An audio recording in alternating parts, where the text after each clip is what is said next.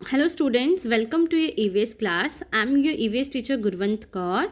Today is 20th October 2020. The day is Tuesday. We are studying lesson number 14, Baswas Farm, and our today's subtopic is exercise based on the lesson. इस video के साथ आपको मैंने एक और link send किया है जिसमें बासवास फार्म लेसन की पूरी हिंदी एक्सप्लेनेशन है. अगर आप उस वीडियो को ध्यान से सुनेंगे और देखेंगे तो आपको इस एक्सरसाइज के जितने भी क्वेश्चन आंसर्स हमने दिए हैं या बनाए हैं वो इजीली समझ में आ जाएंगे. तो we are doing this exercise as worksheet number 4. So let's start. Question number 1 is match the following. इसमें फर्स्ट है बेलवानिका. बेलवानिका कर्नाटका का एक विलेज है, इसलिए हम इसको कर्नाटका के साथ ज्वाइन कर देंगे. नंबर 2 खुंती. खुंती एक टूल होता है जिससे हम मिट्टी को खोदते हैं. Number 3 is onion crop. Onion crop जुलाई में होती है तो हम इसे जुलाई के साथ अटैच कर देंगे. नंबर 4 क्यूरिगे. क्यूरिगे एक टूल यानी हल प्लो होता है जो बुलक्स भी चलाते हैं या ट्रैक्टर भी. तो यहाँ पे बुलक्स ऑप्शन है तो आप इसको बैल बुलक यानी बैल के साथ बैलों के साथ जोड़ सकते हैं. नंबर 5 इज वीड्स और एक ही बच गया है अनवांटेड प्लांट्स. वीड्स वो अनवांटेड प्लांट्स होते हैं जो खुद ब खुद किसी भी क्रॉप के साथ उगाते हैं. Question number 2 fill in the blanks. First Basava's father is a dash. Basava के फादर एक फार्मर है. To grow the crop soil को सबसे पहले क्या किया जाता है, प्लो किया जाता है. सीड्स को हमें एट डैश डिस्टेंस पे स्प्रिंकल करना चाहिए, राइट डिस्टेंस पे. अनियन सीड्स ऑलमोस्ट कितने दिनों के बाद उगते हैं, 20 डेज के बाद. Dash and dash leaves of onion plants means onion are ready to be taken out. तो अनियन प्लांट्स के येलो और ड्राई लीव्स हमें ये बताते हैं कि जो अनियन की फसल है, क्रॉप है, वो रेडी हो चुकी है कि उन्हें अब बाहर निकाला जाए. नंबर 6 वीड्स जो हैं वो वाटर पानी और फर्टिलाइजर्स खाद के लिए क्रॉप के साथ compete करते हैं यानी झगड़ते हैं. Ready crop is taken to sale in a big market. जो क्रॉप जो है वो रेडी हो जाती है उसे हम बिग मार्केट में लेके जाते हैं बेचने के लिए. यहाँ पे एक और था नंबर 8 कि अनियंस जो हैं उनको मार्केट में किस पे ले जाया गया, वो taken to big market in, उन्हें मार्केट में किस पे ले जाया गया, ट्रक्स में. तो डैश में आएगा ट्रक्स. जो बासवास के फादर थे उन्होंने अनियंस को ट्रक्स में डाला और उन्हें वो मार्केट लेकर गए. तो क्वेश्चन नंबर 3 राइट ट्रू और false. Belvanika is a village in Kerala. This is false. Belvanika Karnataka में है, केरला में नहीं. Basava goes with his father to field to help him. Basava जो था अपने फादर के साथ खेतों में गया उनकी हेल्प करने के लिए, ट्रू सही. Number 3 khunti is used to pull the bullock. खुंती जो है वो बैल को खींचने के काम आता है, फॉल्स नहीं, ये मिट्टी को खोदने के काम आता है. Number 4 it is not important to drop the right amount and quality of seeds. ये ज़रूरी नहीं होता कि हम बीज जो है सही मात्रा और सही क्वालिटी के लगाएं, किस्म के लगाएं, तो फॉल्स ये ज़रूरी होता है. Number 5 everyone in the family have to involve in farming. जितने भी फैमिली में लोग होते हैं उन सबको फार्मिंग का कुछ ना कुछ करना पड़ता है, राइट, सबको हेल्प करनी पड़ती है. Number 6 Basava might not go to school. Basava जो है वो स्कूल नहीं जाएगा कुछ दिन, as he has to help his father in fields, क्योंकि उसे खेतों में अपने फादर की हेल्प करनी है. So true. The onions were not big and healthy. Onions जो थे वो बिग और हेल्दी नहीं थे, तो फॉल्स, वो बिग भी थे और हेल्दी भी थे. 8 Appa allowed Basava to sprinkle seeds in to field. जब अप्पा को बासवा ने बोला कि वो उन्हें बीज लगाने दे तो अप्पा ने क्या उन्हें लगाने दिया, नहीं. अप्पा ने बोला कि इसको बीजों को लगाने के लिए बहुत ही ज़्यादा स्किल की ज़रूरत होती है. तो this is false. Question number 4 give one word answer. एक टूल जिससे हम ड्राइड लीव्स अनियन की टॉप से काटते हैं, दैट इज इलेगे यानी सिकल.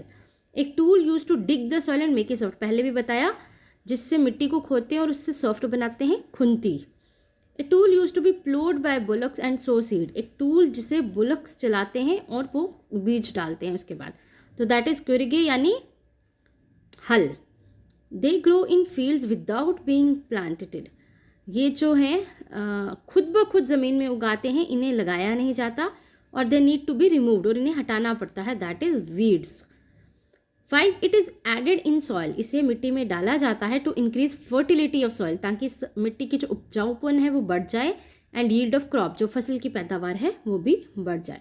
तो फर्टिलाइजर्स यानी खाद. Next question is short answers question. Question number 5 is short answers question जिसके आगे सब पार्ट्स हैं, that is 5A. Why seeds should be planted at right distance and right amount, seeds को हमें राइट डिस्टेंस पे क्यों लगाना चाहिए और सही मात्रा में क्यों लगाना चाहिए? क्योंकि अगर हम सीड्स को बहुत पास पास लगा देंगे तो जो पौधे यहाँ पे उगेंगे वो एक दूसरे को दबाने की कोशिश करेंगे और एक दूसरे की सनलाइट, वाटर या फर्टिलाइज़र कुछ भी है वो उनमें डिवाइड हो जाएगी, एक को भी प्रॉपर नहीं मिलेगी। अगर सीड्स को हम बहुत दूर दूर लगा देंगे तो लैंड जो है वो क्या हो जाएगा, वेस्ट हो जाएगा।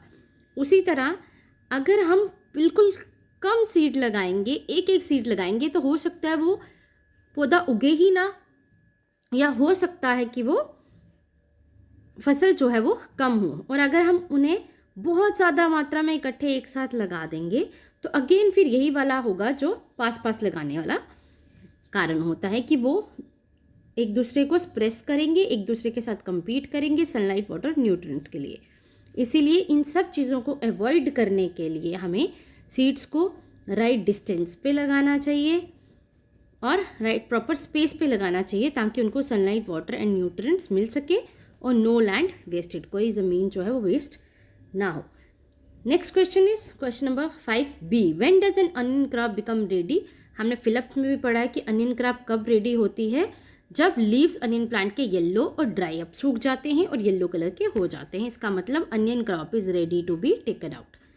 तो number 5C, why is it important to take out the onions from the soil at right time?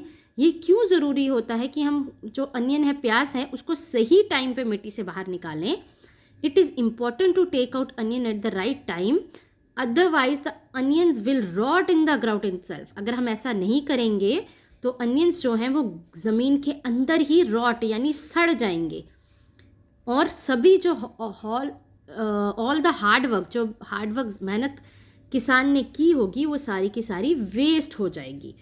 तो इसलिए हमें अनियंस को सही टाइम पे बाहर निकाल लेना चाहिए। 5D, why weeds should be removed? Weeds को क्यों रिमूव करना चाहिए?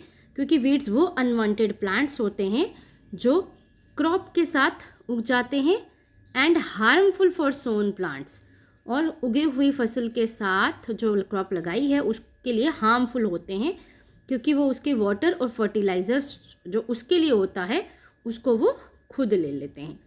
तो number 5E, why was Bajwa's family happy this year? इस साल बाजवा की फैमिली खुश क्यों थी?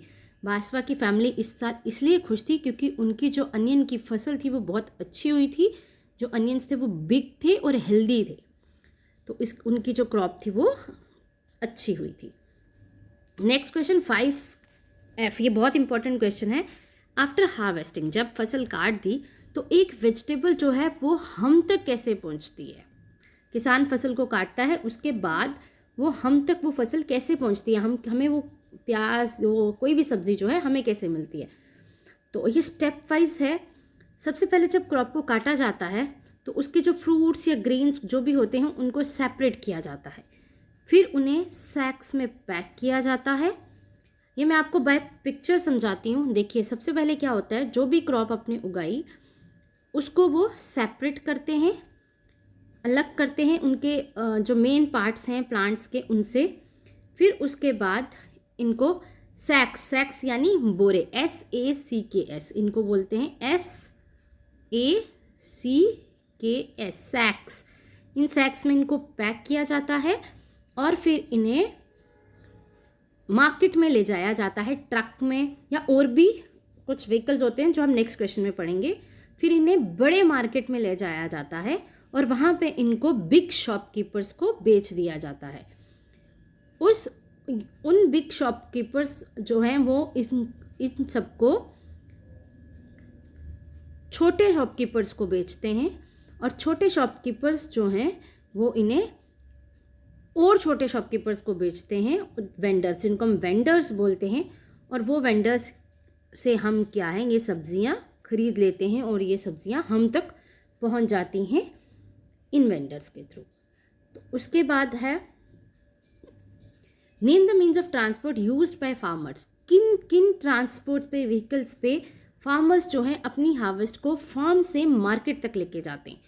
तो ये जो मीन्स ऑफ ट्रांसपोर्ट हैं ये हो सकते हैं बुलक कार्ट, पुश कार्ट, उसके अलावा ये ट्रक, ये ट्रैक्टर, बाइसिकल, या खुद भी फार्मर उनको उठा के अपनी फसल को जो मार्केट तक ले जा सकता है। This was all. Thank you बच्चे। अब इस वर्कशीट को आप कॉपी पे लिखेंगे और अच्छे से पढ़ेंगे। That's all for today. Thank you so much.